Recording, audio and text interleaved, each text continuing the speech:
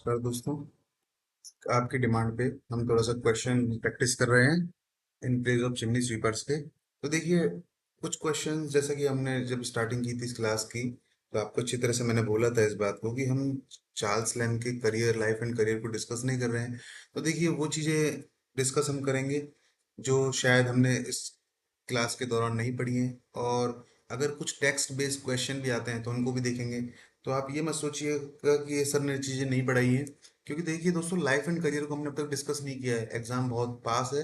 Life and career को discuss करके मैं आपके टाइम को खराब नहीं करना चाहता हूँ। फिर भी अगर आप कहेंगे कि सर आप कराइए, तो फिर उसके बारे में भी मैं सोचूंगा और उसको जल्दी से जल्दी कराऊंगा। तो चलिए, कुछ जनरल चीज़ें हम पढ़ लेते हैं। क्वेश्चन नंबर 1 है, what is Charles Lamb's full name. तो आपके सामने चार ऑप्शन दिए गए हैं, और एग्जाम में ये ऑप्शन बड़े कंफ्यूज करते हैं। ऐसा लगता है कि सब एक जैसा ही है, या फिर कुछ कुछ बच्चे ऐसे सोचेंगे कि यार शायद चार्ल्स का पूरा नाम चार्ल्स क्रिस्टोफर लैम्ब हो सकता है हमारी बुक में क्रिस्टोफर वर्ड ना हो। तो उस चीज को जरूर बिल्कुल मत सोचें जो आपने नहीं पढ़ी है, बस उसी चीज को सोचें जो आपने पढ़ी है। तो इसका ऑप्शन नंबर डी बनेगा। जो चार्ल्स लैम्ब का जो फुल नेम है वो क्या है? चार्ल्स लैम्ब ही है बस, और कुछ भी नहीं है बीच में। अगला क्वेश्चन है, in which century did Charles Lamb live. कौन सी सेंचुरी से रिलेट करते हैं चार्ल्स लैम्ब? तो आपने बहुत अच्छे तरह से पढ़ा होगा इसको, 18th सेंचुरी से रिलेट करते हैं। नेक्स्ट क्वेश्चन है, what is Charles Lamb's most famous work co authored with his sisters Mary Lamb. तो आपको अच्छी तरह से पता होगा इस बारे में, चार्ल्स लैम्ब का ऐसा कौन सा वर्क है जो उन्होंने अपनी बहन के साथ मिलकर लिखा था। तो चार ऑप्शन है आपके पास, essays of Elia, tales from Shakespeare, the adventure of Ulysses, और on the tragedies of Shakespeare. तो मुझे आप उम्मीद है आप जानते होंगे इस बारे में कि जो टेल्स फ्रॉम शेक्सपियर है वो चार्ल्स लैम्ब ने अपनी बहन मैरी लैम्ब के साथ मिलकर लिखा था।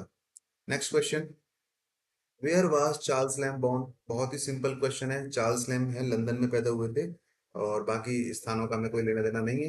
नेक्स्ट क्वेश्चन, चार्ल्स लैम्ब का जो स्यूडोनिम है, स्यूडोनिम सब जानते हैं, छद्म नाम कहते हैं इसको हिंदी में, जो कि हिंदी से कुछ रिलेट करते हैं, थोड़ा बहुत वो अच्छी तरह से जानते हैं। जैसे कि हमारा जो निक नेम होता है, एक्चुअल में देखो, ओल्ड टाइम में जो विमेन राइटर्स हुआ करती थी, और विमेन राइटर्स क्या किया करती थी कि उनकी क्रिटिसाइज बहुत हुआ करता था विमेन राइटर्स का। तो क्रिटिक्स बहुत, मेल जो क्रिटिक्स हैं वो बहुत क्रिटिसाइज किया करते थे। आपने जब कभी एमए के एग्जाम दिए होंगे तो आपको अच्छे से पता होगा, ये टॉपिक भी आपके राजस्थान यूनिवर्सिटी ने लगा रखा है कि जो एक टॉपिक है जिसमें फीमेल जो राइटर्स हैं उनको कितना क्रिटिसाइज किया जाता है। तो उसमें छद्मनाम यूज किया करते थे वो, फीमेल राइटर्स स्यूडोनिम यूज किया करते थे ताकि उनका नाम छुपाया जा सके और मेल जो सोसाइटी है उनको क्रिटिसाइज ना कर सके। तो चार्ल्स लैम्ब भी क्या करते थे, एक स्यूडोनिम का इस्तेमाल करते थे जिसका नाम है, जो जो नाम इस्तेमाल करते थे उसका नाम क्या है, वो है एलिया। आगे कहता है, Charles Lamb pseudonym Elia is thought to be inspired by the name of a colleague from which work place. तो उनके कलीग से उन्होंने इंस्पायर थे और यहीं से उन्होंने नाम कैरी किया था इलिया। तो क्वेश्चन है कि कहाँ पर वो और उनके कलीग साथ में काम किया करते थे। तो आप जानते होंगे, जो ब्रिटिश म्यूजियम है वहां पर वो साथ में काम किया करते थे, और इसीलिए उन्होंने अपने आगे के राइटिंग्स को भी एलिया के नाम से ही कंसिडर किया। आगे अगला क्वेश्चन है, what was primary genre of Charles Lamb literary works. तो क्या है उनका प्राइमरी जेनर, क्या पोइट्री है, ड्रामा है, प्रोज है, या सटायर है। तो आप ये तो अच्छी तरह से जानते हैं सटायर तो नहीं है, लेकिन हाँ, हमने अभी अभी जो पढ़ा है वो ड्रामा भी नहीं है और ना ही वो पोइट्री है। तो वो क्या है, एक तरह से एक प्रोज सेक्शन है। इसलिए चार्ल्स लैम्ब का जो मेजर जो जोनर रहा है किसी भी चीज को इंट्रोड्यूस करने का, वो दोस्तों क्या रहा है, प्रोज सेक्शन रहा है। आपने भी in praise of chimney sweeper भी पढ़ा, ये देखो, ना तो पोइट्री थी, ना ही कोई ड्रामा था, ना ही कोई सटायर किया गया था। क्योंकि अगर सटायर होता तो चिमनी स्वीपर्स में कहीं तो सटायर होता, लेकिन कहीं पर भी नहीं था। तो उनका प्राइमरी जो पर्पज रहा है उस चीजों को एक्सप्रेस करने का, वो रहा है उनका प्रोज सेक्शन।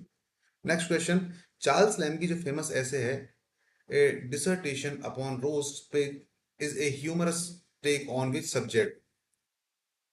तो चार्ल्स लैम्ब का जो फेमस ऐसे रहा है, सबसे पहले तो आपको ये याद रखना है, ऐसे ही है, निबंध है, और जिसका नाम है a dissertation upon roast pig, ठीक है ना। तो इसमें कौन सी थीम रखी गई है, इसका जो ह्यूमर रहा है, कौन सा सब्जेक्ट है जो इसमें ह्यूमर क्रिएट करता है, तो आपको अच्छी तरह से पता होगा। इसमें जो क्यूलिनरी ट्रेडिशंस हैं, जो इसमें पाक परंपराएं हैं, जो बिल्कुल क्लीन परंपराएं हैं, उनको इसमें फोकस किया गया है। नेक्स्ट क्वेश्चन पर हम डिस्कस करते हैं। तो culinary ट्रेडिशन के बाद हम नेक्स्ट क्वेश्चन की तरफ बढ़ते हैं दोस्तों। चार्ल्स लैम्ब की जो सिस्टर है, आई थिंक सभी जानते हैं, मैरी लैम्ब है, suffered from A mental illness. वो है ना, एक बीमारी से पीड़ित थी। तो आपसे पूछेगा कि what was the nature of her condition, क्या नेचर था उनके, क्या था उनका नेचर। मतलब पहली बात तो ये है कि वही वो कौन सा बीमारी वो थी जिससे वो पीड़ित थी। तो चार ऑप्शन आपके सामने दे रखे हैं। पहला है सिजोफ्रेनिया, दूसरा है बिपोलर डिसऑर्डर, तीसरा है डिप्रेशन और चौथा है ऑब्सेसिव कंपल्सिव डिसऑर्डर, ओसीडी। आपको याद रखना है ओसीडी की फुल फॉर्म अगर पूछ सकते हैं तो पूछ भी लेते हैं। एग्जामिनर का कोई ईमान धर्म नहीं होता पेपर सेट करते समय। तो आपको याद रखना है कि भाई उनको कुछ भी नहीं था, बस एक डिसऑर्डर था, थोड़ा मेंटल प्रेशर था और कुछ भी नहीं था उनकी सिस्टर को। और उन्होंने कौन कौन से वर्क उनके साथ मिलकर लिखे, ये भी आपका एक छोटा सा वर्क है दोस्तों, जो आप थोड़ा सा अपने आप से कीजिए कि एक्चुअल में कौन कौन से वर्क हैं जो उन्होंने उनके साथ मिलकर भी लिखे हैं। एक के बारे में तो अभी हमने क्वेश्चन में डिस्कस किया है। नेक्स्ट क्वेश्चन की तरफ बढ़ते हैं। Which literary circle did Charles Lamb belong to along with other romantic writers like William Wordsworth and Samuel Taylor Coleridge यानी एस टी कॉलरिज। तो क्वेश्चन क्या पूछना चाहता है, जिनको समझ में आ गया उनको आंसर भी समझ में आ गया होगा, और जिनको क्वेश्चन ही समझ में नहीं आया उनको आंसर तो फिर आना ही नहीं है। हाँ, तुक्का लग जाए और किस्मत चल जाए तो वो बात अलग है। तो देखो पूछना ये चाह रहा है कि जो चार्ल्स लैम है, विलियम वर्ड्सवर्थ हैं और साथ में जो एस टी कॉलरिज हैं, इनके जैसे कुछ अन्य रोमांटिक राइटर्स हैं, और उनके साथ ये सारे राइटर्स कौन कौन से ऐसे राइटर्स हैं जो इस ग्रुप से कनेक्ट करते हैं। तो किस ग्रुप से कनेक्ट करते हैं, क्वेश्चन आपसे यही पूछा गया है। तो क्या ब्लूम्सबरी ग्रुप से कनेक्ट करते हैं कि ये, या लेक पॉइंट से रिलेट करते हैं, या फिर ये ट्रॉन से डेंटलिस्ट से रिलेट करते हैं, या फिर ये बीट जनरेशन से रिलेट करते हैं। तो अगर आपने थोड़ी सी भी डिटेल स्टडी करी है तो आपको अच्छी तरह से पता होगा दोस्तों, ये सारे के सारे पॉइंट जो हैं लेक पॉइंट्स कहलाते हैं। तो आपका ऑप्शन नंबर हो जाता है बी। नेक्स्ट क्वेश्चन है। अब अगर आपने देखो थोड़ी डिटेल स्टडी नहीं करी है ना दोस्तों, फिर ये क्वेश्चन आपसे अटेम्प्ट नहीं होंगे। इसलिए थोड़ा सा जब पढ़ें तो चीज़ों को सोच समझ कर पढ़े, कहाँ से पढ़ रहे हैं, कौन से रिसोर्सेज आप इस्तेमाल कर रहे हैं और इनसे किस तरह के क्वेश्चन फ्रेम हो सकते हैं। नेक्स्ट क्वेश्चन पर हम चलते हैं। What is the title of Charles Lamb collection of essays that include Dream Children and Old China? बहुत ही गजब क्वेश्चन है। और क्या आंसर हो सकता है इसका, कमेंट बॉक्स में जरूर बताएं। फिर भी मैं आपको बता ही देता हूँ क्योंकि मुझे विश्वास है आमतौर पर आधे लोग जो है इसको ट्राई नहीं करते, उनको गूगल पे जाके कि थोड़ा हम सर्च करें, थोड़ी रिसर्च करें, चीज़ों को पहचानें। तो फिर भी जैसा कि हमारा उद्देश्य है कि आपका टाइम बचाते हुए काम करना, तो इसका आंसर रहेगा option number B, the essays of Elia. तो अगले क्वेश्चन की तरफ हम चलते हैं। Charles Lamb worked for many years as a clerk. तो चार्ल्स लैम ने कई सालों तक क्लर्क के तौर पर काम किया था। क्वेश्चन पूछता है विच इंस्टीट्यूशन, कहाँ पर काम किया था उन्होंने। चार ऑप्शन है, royal mint, British library, royal academy या द हाउस ऑफ लॉर्ड्स। तो आपको अच्छी तरह से पता होगा, जो रॉयल मिंट है वहां पर चार्ल्स लैम ने कई सालों तक अपने क्लर्क का काम किया था। Next question. तो ये क्वेश्चन पूछता है दोस्तों कि which of the Charles Lamb's essays is a poignant reflection on the loss of his family's home in a fire. तो चार्ल्स लैम्प का ऐसा कौन सा ऐसे है जो कि एक पॉइगनेंट रिफ्लेक्शन देता है, एक मार्मिक प्रतिबिंब बताता है उस लॉस, उस नुकसान के ऊपर जो कि उसके फैमिली का हुआ था आग लगने की वजह से उसके घर में। तो अगर आपने एक क्वेश्चन कभी भी कहीं पर भी पढ़ा है तो आपको अच्छी तरह से पता होगा, जो न्यू ईयर्स इवनिंग है उसमें ऐसा हुआ था। तो कहीं आग लग गई थी और उसकी वजह से काफी उसमें लॉसेस हुए थे, तो उसके ऊपर इन्होंने ये वर्क लिखा है। आप यहाँ पर ये नहीं कह सकते हैं कि हमारे सिलेबस में तो केवल in praise of chimney sweepers लिखा हुआ है तो क्वेश्चन केवल वहीं से बनेगा। क्योंकि जब एग्जाम में या सिलेबस में किसी राइटर का नाम मेंशन कर दिया जाता है तो राइटर के आसपास की सारी चीजें ऑलमोस्ट पूछ ली जाती हैं। हाँ, ये जरूर है कि आपसे किसी और वर्क का थोड़ा बहुत ज्यादा घुसकर नहीं पूछेगा, लेकिन उसकी मोटी मोटी थीम तो आपसे पूछ ही सकता है, इतना तो अधिकार एग्जामिनर का है ही। नेक्स्ट क्वेश्चन है, what tragedy in Charles Lamb's life influenced his work essays of Elia. तो कौन सी ऐसी ट्रेजेडी होगी उनकी जिंदगी में जिसने उनके इस वर्क को बहुत ज्यादा इन्फ्लुएंस किया, बहुत ज्यादा प्रभावित किया। तो हुआ क्या था, उनकी सिस्टर की डेथ हो गई थी, तो बहुत ज्यादा इन्फ्लुएंस हुआ उन चीजों के ऊपर, तब जाकर ये वर्क थोड़ा सा प्रभावित हो गया था। बहुत ज्यादा इंपॉर्टेंट क्वेश्चन है दोस्तों ये वाला, तो इसलिए थोड़ा सा ध्यान से रखना है इस चीज को, दिमाग में रिटेन करके रखना कि भाई एसेज ऑफ इलिया बहुत ज्यादा इन्फ्लुएंस हुआ था उनकी बहन की डेथ के कारण। Next question. हम करीब 50 क्वेश्चन टोटल डिस्कस करेंगे, 50 करीब नहीं, टोटल 50 क्वेश्चन डिस्कस करेंगे।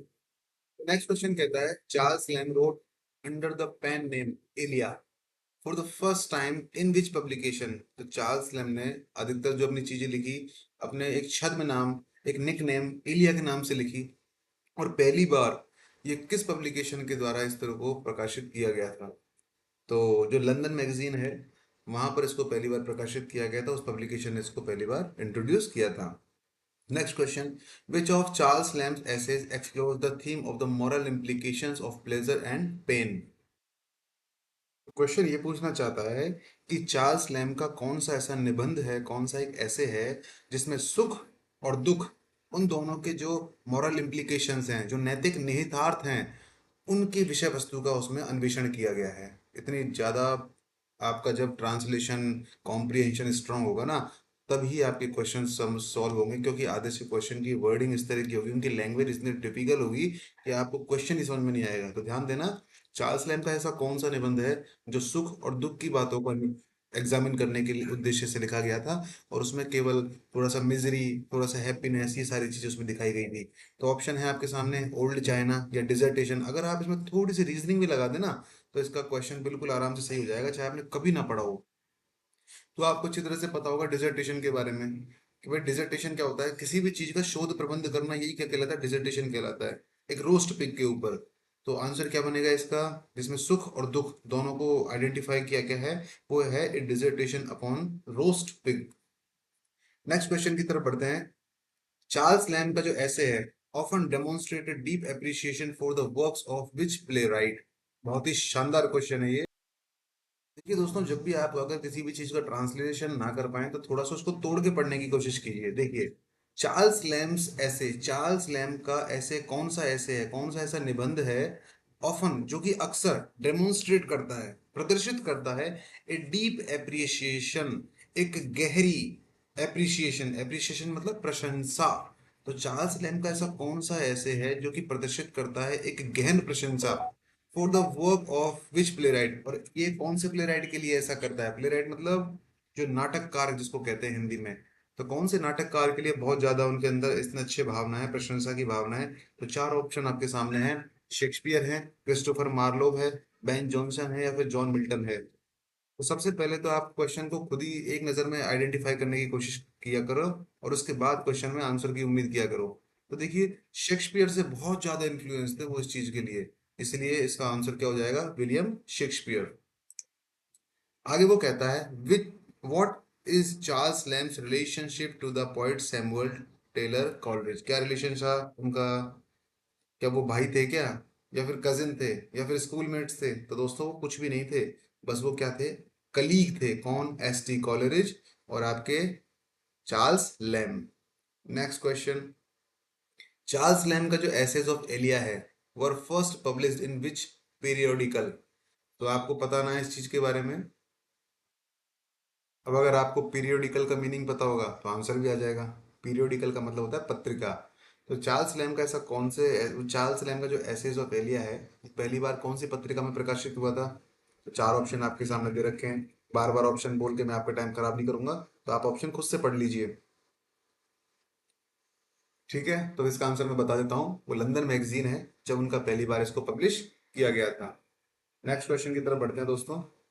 मैं आपको बता दूं, इन क्वेश्चन को सॉल्व करते करते आपको पता लग जाएगा कि आप कितना पानी में हैं, और आपको चार्ल्स लैम का लाइफ एंड करियर पढ़ने की कितनी ज़्यादा ज़रूरत है और नहीं है। अगर आपको ज़रूरत लगे तो कमेंट जरूर करिएगा।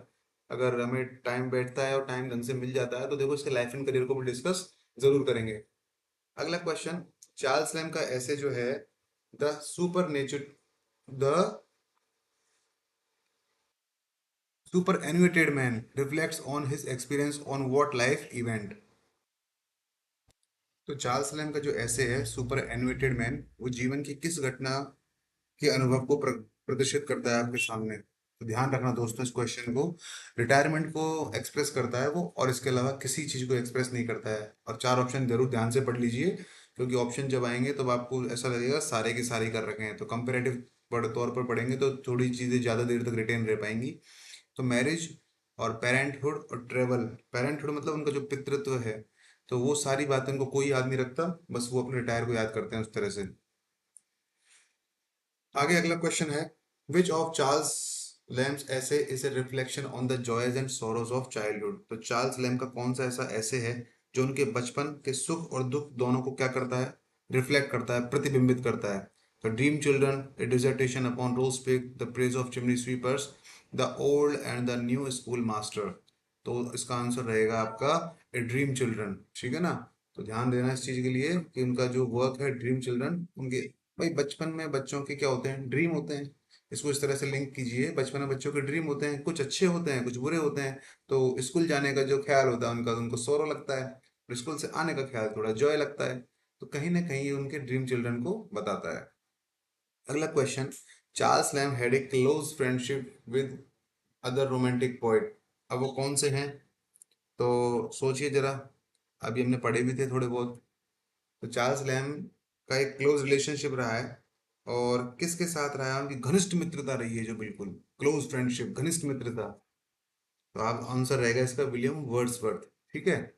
नेक्स्ट क्वेश्चन, चार्ल्स लैम्ब का जो ऐसे है the praise of chimney sweepers explores what theme. अब देखो ये तो टैक्स बेस्ड क्वेश्चन है, इसको तो आप करोगे ही करोगे, चलो अब तक तो लाइफ एंड करियर के थे, टैक्स बेस्ड क्वेश्चन तो करोगे। तो क्या रहेगा आपको, द जॉय, अब इसको मैं थोड़ा डिटेल डिटेल कर लेता हूँ कि कौन सी चीज को इसमें एक्सप्लोर किया गया है। द जॉयज ऑफ चिल्ड्रन, क्या बच्चों का इसमें आनंद है क्या, तो आपको अच्छी तरह से पता है बच्चों की जिंदगी में आनंद है ही नहीं, बेचारे बच्चे छोटे छोटे जो काम करने जा रहे हैं उनकी जिंदगी में क्या आनंद होगा। क्या इसमें ब्यूटी दिखाई गई है नेचर की, तो कहीं पर भी ब्यूटी दिखाई नहीं गई नेचर की। क्या इसमें प्लाइट, प्लाइट मतलब दुर्दशा, दुख ऑफ द वर्किंग क्लास, ये दिखाया गया है क्या, हाँ भाई दुख तो दिखाया गया है। या फिर इंपॉर्टेंस ऑफ एजुकेशन, तो एजुकेशन की तो कहीं पर बात ही नहीं हुई थी। इसका मतलब अगर थोड़ा सा अगर सेंस लगाएं, तो ऑप्शन नंबर सी सही सही लग रहा है बिल्कुल, यानी यही है इसका answer, the plight of working class. तो उस दुर्दशा को दिखाया गया है जो छोटे छोटे बच्चे हैं, जो अपने काम करने के लिए, अपने पेट पूजा करने के लिए, अपने पेट भरने के लिए काम पर जाते हैं, चिमनी सफाई का। अगला क्वेश्चन है, what is the title of Charles Lamb work that retells the story of Shakespeare's plays in a simplified form. तो चार्ल्स लैम्ब का जो काम है उसका शीर्षक क्या है, जो कि बच्चों के लिए शेक्सपियर के नाटकों को, कहानियों को सरल रूप में बताता है, सिंप्लीफाई करके बताता है उसको। तो इसका उत्तर है tales from Shakespeare. Next question, Charles Lamb की जो राइटिंग स्टाइल है इज ऑफन कैरेक्टराइज्ड एज, बताओ चार्ल्स लैम्ब की लेखन शैली को अक्सर किस प्रकार से कैरेक्टराइज किया जाता है, वर्णित किया जाता है, तो कौन सी स्टाइल है उनकी।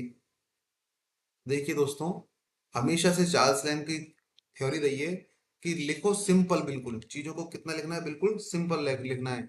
और कन्वर्सेशनल मतलब ऐसा कि आप उस पर क्या कर सकें, वाद विवाद कर सकें, विचार विमर्श कर सकें, यानी हम कह सकें संवेदनाओं को अपनी प्रदर्शित कर सकें। इसका मतलब सिंपल यानी साधारण, कन्वेंशनल यानी संवादी, जिन पर आप आराम से खुलकर बात कर सकें। तो हमको उन्होंने इतना अच्छा टॉपिक दिया था जिसके बारे में हमने अपनी पिछली क्लासों में पढ़ा है। तो ध्यान रखना, एब्स्ट्रैक्ट तो कहीं पर भी नहीं है, ना ही ये कोई फिलोसॉफिकल है, ना ही कोई ऑर्नेट है। ऑर्नेट का मतलब ऑर्नामेंट से बना हुआ है, ऑर्नेट यानी अलंकृत नहीं किया गया है इसको चीजों को। ना इसमें कोई फ्लोरीनेस दिखाई गई है, कुछ भी नहीं दिखाया गया, बस उन्होंने कहा है सिंपलीनेस होनी चाहिए और कन्वर्सेशनल होनी चाहिए चीजें। नेक्स्ट क्वेश्चन कहता है, in which year was Charles Lamb born. बहुत ही सिंपल क्वेश्चन है, ऑप्शन नंबर डी इसका आंसर है 1776 में, 1776 में चार्ल्स लैम्ब पैदा हुए थे। Next question, what was Charles Lamb's occupation before becoming a full time writer. जब चार्ल्स लैम्ब ने सोचा कि अब मैं यार ऐसा करता हूँ पूरी तरह से राइटर बन जाता हूँ, उससे पहले भी तो अपना पेट पालने के लिए कोई चीज तो करते होंगे वो, राइटर बनने से पहले वो कौन सा वर्क था, क्या वो टीचर थे, लॉयर थे, जर्नलिस्ट थे, या क्लर्क थे। तो याद रखना दोस्तों, उससे पहले क्लर्क थे, हमने पहले ही पढ़ा था कि इलिया के साथ वो क्लरिकल पोस्ट पर काम किया करते थे, उसके बाद उन्होंने सोचा कि मैं पूरी तरह से राइटर बन जाता हूँ। Next question, which literary form did Charles Lamb explore in his work John Woodvil a tragedy. तो अभी अभी थोड़ी देर पहले एक क्वेश्चन आया था जिसमें हमने कहा था कि आमतौर पर चार्ल्स लैम्ब का जो फोकस रहता है वो रहता है प्रोज सेक्शन पर, लेकिन ये क्वेश्चन थोड़ा अलग है। जॉन वुडविल ए ट्रेजेडी जो कि उन्होंने लिखा था, इसका जो मेन थीम रही है वो है एक्चुअल में दोस्तों ये ड्रामा है ये। तो इस क्वेश्चन को थोड़ा सा अंडरलाइन करते हुए चलना, आप लिख लेना अपनी नोटबुक में कि जॉन वुडविल अ ट्रेजेडी ये क्या है, कौन सी थीम को एक्सप्लोर करता है, ड्रामा को। क्वेश्चन नंबर 28, चार्ल्स लैम्ब जो ऐसे है, चार्ल्स लैम्ब का ऐसे न्यू ईयर्स ईव रिफ्लेक्ट करता है on what aspect of human experience. कौन से एस्पेक्ट को करता है बताइए आप। तो ये कुछ नहीं करता, ये पैसेज है टाइम का बस, और कुछ भी इसमें नहीं है। तो न्यू ईयर की जो इवनिंग है इसको रिलेट करता है, और इसमें कुछ नहीं है, द पैसेज ऑफ टाइम है इसका answer. Next question, what is the setting of Charles lamb ऐसे ओल्ड चाइना? तो उसकी सेटिंग क्या है? वो एक एंटिक शॉप है, और कुछ नहीं है, उस एक एंटिक शॉप है ओल्ड चाइना। चार्ल्स लैम्ब का जो वर्क है a tale of Rosamund Gray is an example of what literary genre? तो वो एक रोमांस को दिखाता है। नेक्स्ट क्वेश्चन, चार्ल्स लैम्ब का जो ऐसे है the old and the new school master reflects on his experience in what institution? तो बताइए क्या हो सकता है इसका आंसर, सोचिए जरा थोड़ी देर, 1 से 2 सेकंड।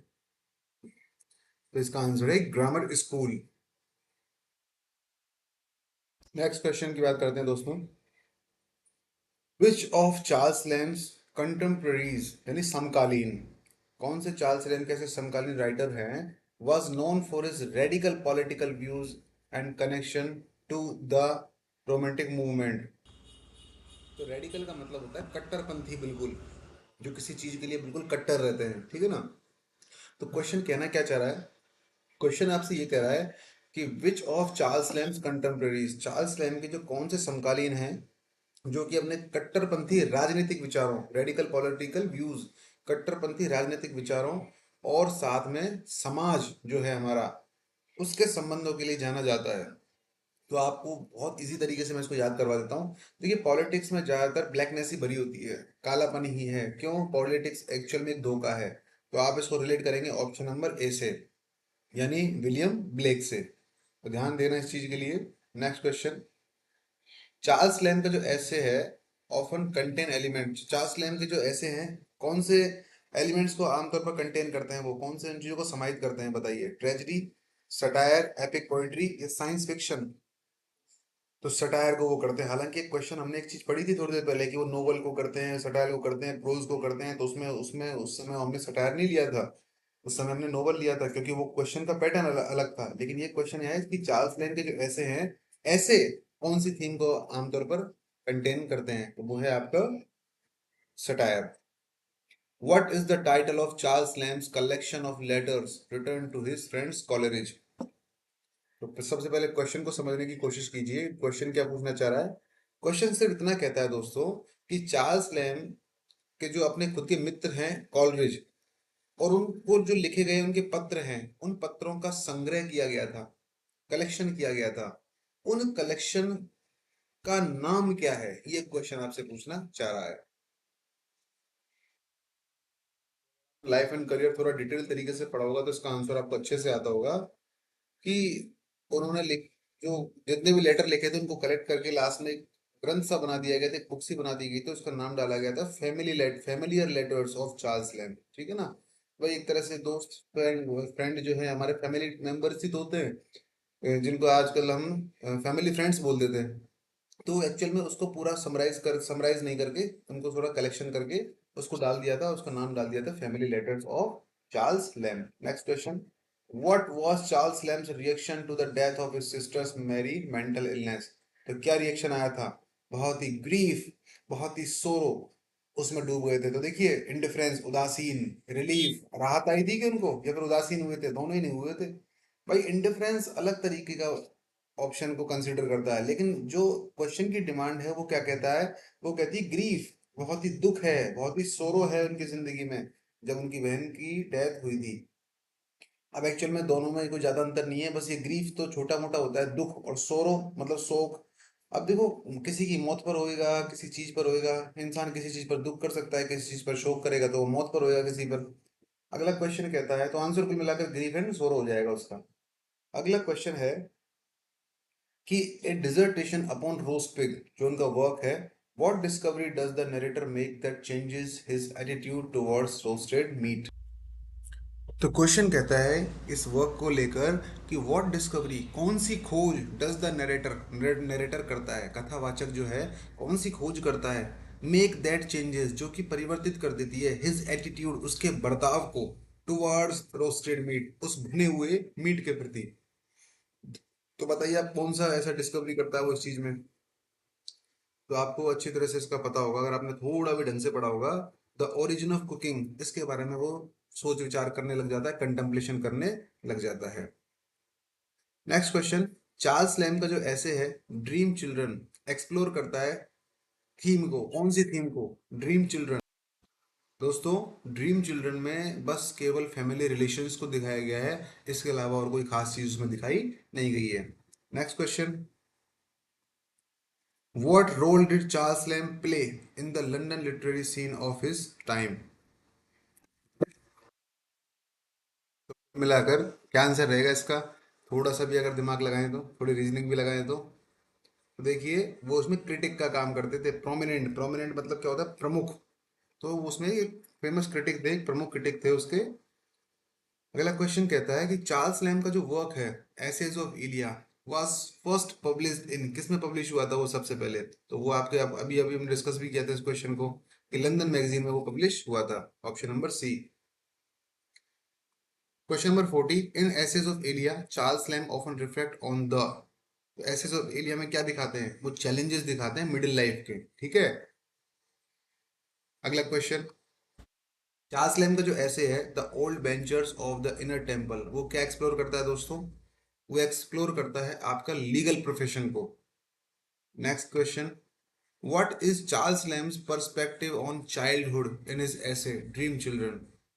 तो कुछ नहीं करता, बस नॉस्टैल्जिक आइडियाज को याद करता है। नॉस्टैल्जिक मतलब पुरानी यादों का ताजा आ जाना, हमको ये रेमिनिसेंट हो जाना। रेमिनिसेंट तो जानते हैं आप सब, पुरानी यादें जब आपके मन में ताजा हो जाती हैं तो उसे भी नॉस्टैल्जिया कहते हैं। रेमिनिसेंट भी सेम ही है, बस नॉस्टैल्जिया क्या है, बहुत पुरानी यादें जब आ जाती हैं आपके दिमाग में तो उसको नॉस्टैल्जिक इवेंट कह देते हैं। तो what is Charles Lamb's perspective on childhood? तो सीधी सी बात है, बचपन की यादें सबको आती हैं, अपनी याद आपको भी तो आती है, सबको आती है, तो इसका आंसर क्या हो जाएगा? Nostalgic and idealized. Next question, what is the main theme of Charles Lamb essay the South Sea House? तो क्या है उसकी मेन थीम? इसमें एक फाइनेंशियल स्पेक्यूलेशन लगाया गया है, ठीक है ना। अगला क्वेश्चन है, चार्ल्स लैम का जो ऐसे है detailed thoughts on books and reading reflect, क्या रिफ्लेक्ट करता है वो? दोस्तों, इसमें प्लेजर को रिफ्लेक्ट करता है वो, ऑफ रीडिंग, पढ़ने के प्लेजर को बताता है। और इसी के साथ अगले क्वेश्चन में वो कहता है कि Charles Lamb essay imperfect sympathies sympathize explore the theme of, वो फ्रेंडशिप को रिलेट करता है। What is the setting of Charles Lamb's essay my relationship? तो माय रिलेशंस, तो उसकी जो सेटिंग रखी गई है वो है आपकी एक विलेज, एक गांव में। चार्ल्स लैम का जो ऐसे है Christ hospital 5 and 30 years ago, वो रिफ्लेक्ट करता है ऑन हिज एक्सपीरियंस इन, तो ध्यान रखना है इसका आंसर रहेगा school, option number A. Next question, what is the primary emotion expressed in Charles Lamb's essay the last essays of Elia? तो क्या कहना चाह रहा है क्वेश्चन, कि चार्ल्स लैम के जो एसेज हैं द, और उस ऐसे का नाम क्या है? The last essays of Elia. उसमें व्यक्त की गई, एक्सप्रेस की गई जो हमारी जो प्राइमरी फीलिंग है वो क्या है? कौन सी हमारी प्राइमरी फीलिंग है जो हमने एक्सप्रेस की है इसमें? तो इसका आंसर रहेगा आपका ऑप्शन नंबर बी, ग्रीफ, दुख दिखाया गया है इसमें। Second last question, Charles Lamb का जो एसेज ऑफ एलिया है वर इनिशियली पब्लिश्ड एज, तो शुरुआती दौर में वो किस तरह से पब्लिश किया गया था? तो वो कंट्रीब्यूशन था दोस्तों, किसके लिए? आपके पीरियोडिकल्स के लिए। मतलब एक तरह से उसका जो योगदान था वो पीरियोडिकल्स में था, पत्रिकाओं में था। और लास्ट क्वेश्चन है आपका, which of Charles Lamb's essays reflects on the theme of transience of life and the inevitability of death? तो सबसे पहले तो आपको इनएबिटेबिलिटी का मतलब पता होना चाहिए, यानी वो होती है अनिवार्यता, किसी भी चीज की जरूरत। तो क्वेश्चन आपसे पूछता है कि चार्ल्स लैम का ऐसा कौन सा ऐसे है जो जीवन की ट्रांजिएंस मतलब क्षण भंगुरता, यानी जो क्षणिक होता है, एंड लाइफ, उसके जीवन के बारे में, ऑफ द इनएबिटेबिलिटी यानी अनिवार्यता ऑफ डेथ, मृत्यु की, उसकी थीम को बताता है। तो इसका आंसर क्या रहेगा? न्यू ईयर्स इवनिंग, हमने इसके बारे में पहले भी डिस्कस कर लिया है। तो ये था आपका चार्ल्स लैम का थोड़ा लाइफ एंड करियर और उसके साथ उनके कुछ वर्क्स, क्योंकि फर्स्ट ग्रेड में आमतौर पर उनके अदर वर्क्स की थीम, देखिए हमने ज्यादातर जितने भी क्वेश्चन डिस्कस किए ना, हमने क्वेश्चन के उस अदर वर्क के अंदर घुस के बात नहीं की है, हमने सिर्फ उसका मोटा मोटा उसकी जनरल थीम को समझने की कोशिश की है। और आपको कोई पढ़ने की जरूरत नहीं है इन चीजों को, ज्यादा ज्यादा दिमाग भी लगाने की जरूरत नहीं है, बस इतना ही देख लेना है कि भाई हाँ ये उसका एक वर्क है। बस इसमें अगर आप थीम भी याद ना रखें दोस्तों, तो कम से कम जो क्वेश्चन हमने डिस्कस किए हैं उनमें जो वर्क है, बस इतना याद रख लीजिएगा और पता कीजिएगा थोड़ा सा कि कौन सा ऐसे है, कौन सी पोइट्री है, कौन सा प्रोज सेक्शन है। इस चीज को थोड़ा थोड़ा सा अपने आप से मेहनत करके तैयार कीजिए। हो सके तो अगली कोई वीडियो में मैं इसका एक टेक्स्ट बेस्ड क्वेश्चन डालूंगा, और उसके बाद हम इस वर्क को यहाँ पर खत्म करेंगे। तब तक के लिए धन्यवाद। जय हिंद, जय भारत।